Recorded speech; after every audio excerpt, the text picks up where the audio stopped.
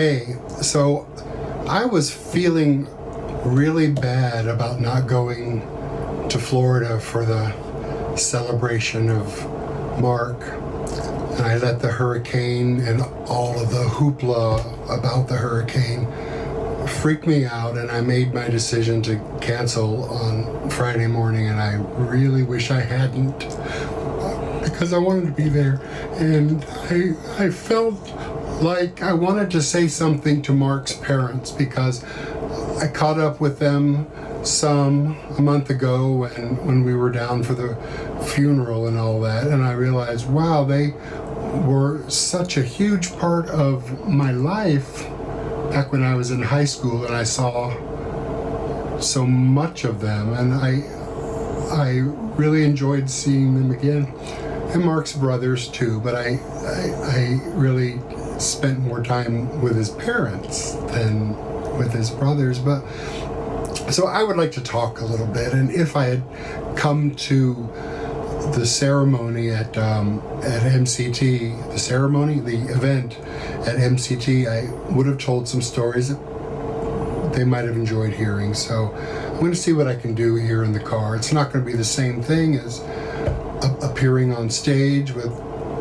60 people watching me, but at least I will have gotten something out that has been bothering me for several days now, 4 days now, that I just felt so frustrated that I had nowhere to focus all this stuff in relation to Mark. So Mark and I have known each other since we were like, I don't know, 13, 14 years old, somewhere in there. We were in the same Boy Scout troop. It's where we met, and his dad was the scoutmaster. And at first I didn't hang around Mark because I was older and I hung around older kids.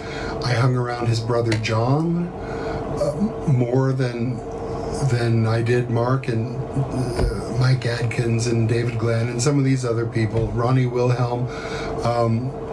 But over the course of like a year or so, something like that, I got to know Mark better, and we just enjoyed entertaining each other, and we clicked. And one day I recognized this guy's my best friend, and for pretty much most of the last 45 years, I've looked at it that way, and he's been my best friend.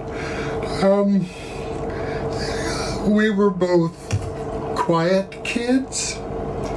I think as we were teenagers and we were hanging out and doing all the crazy shit that kids do, we kind of developed our personalities, we developed our senses of humor to entertain each other, and it all started back then. And then in high school, the end of high school, we discovered live theater, and the first time we got up on stage someplace, we were like, this is it. And that love of the theater has been with us for ever since then. And he's done a lot more theater in the last 20 years than I have. And one of my big regrets is not being down there to see some of the awesome shows that he did. But I have the DVDs thanks to Wendy Reeder. So I look forward to watching them when the time is right. I can't do it right now. There's a picture that probably was in the slideshow that maybe I can put on here, I don't know. A black and white picture of Mark and me doing a performance in our class at Brevard Community College. We were doing a scene from The Importance of Being Earnest, and we switched things around. He played Cecily and I played Gwendolyn, and we didn't know it when we picked this scene, but it is a classic theater piece. And we just thought it was funny, and we could put a funny twist on it by playing the girls. And we did it with just hats and gloves and purses. And I think I had a lorgnette or something that I pulled out later, but just basic minimum costumes. Otherwise, we were just in street clothes. And one of the things that he was adamant about was, there's a line, one of them, I think he says, and then I reiterate somewhere about, he goes, "I'm Mr. Worthing's ward." And he was adamant that we changed the line for humor purposes to "I'm Mr. Montgomery's ward," because that was a thing then, which doesn't exist now, but it tickled his fancy, so we changed that line of the classic play just on a whim. But you know, that's live theater, and that's what happens when you're in school. Mark had a very aloof kind of style, personality maybe, which helped him, I think, a lot with his humor. And I understand he was a comic genius when he was performing his shows in Melbourne, and I believe that because he had just a way of detaching himself and delivering things in such a good way. I mean, if you watched him, you could learn, and I did. I am a much more emotional wreck than Mark is, so I came about it from a different angle. But you know, when I kept my eyes open, I could watch him, and I learned a lot from him, and I really appreciated that. And I miss the times that we performed together, because we did it a lot in our youth, and we never did it, you know, as adults, and I regret that. There would be times we would come home from a rehearsal and just, he would say more often, I didn't do it very much, but he would say, "Let's sing an album."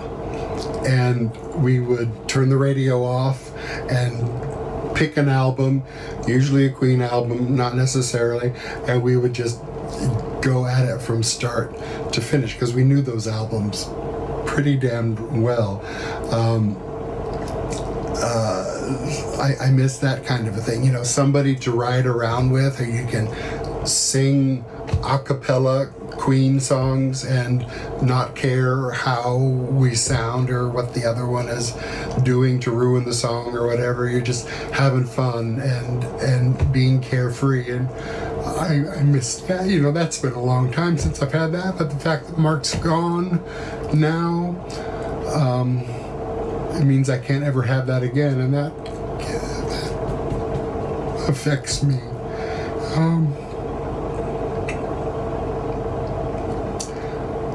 Mark was very generous. I'm sure this came up. I'm not sure about anything, but this probably came up during the people's speeches.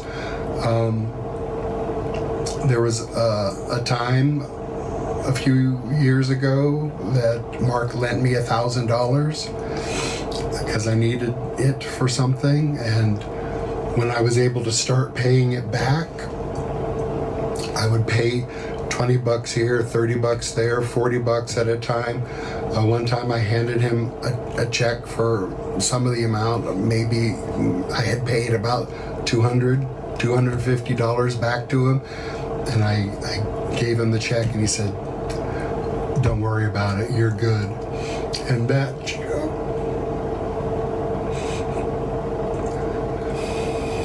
was really nice, and that was amazing to me, but it wasn't surprising because he was like that. Last year or the year before, he sent me a Ninja food processor because he wanted me to eat better. And I sent him socks with my face on it, all over them. Because who doesn't need that? So that's something that the Blackledge family can fight about when the time comes.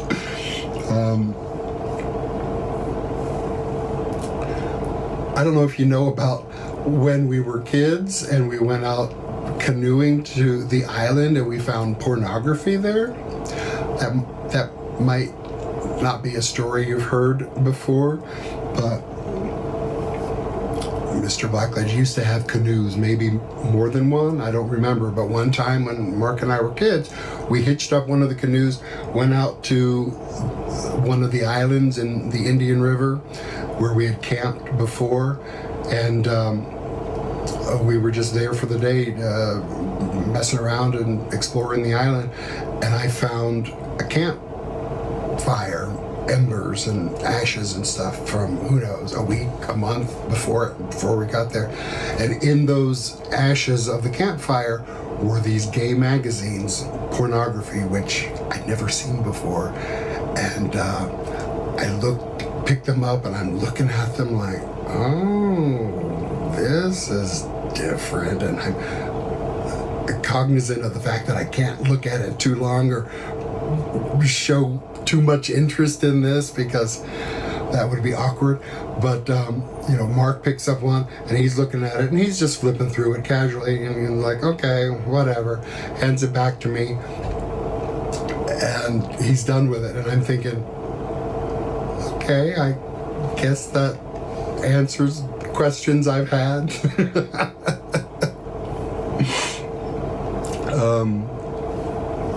I don't know. Yeah, you probably haven't heard that story before, so surprise.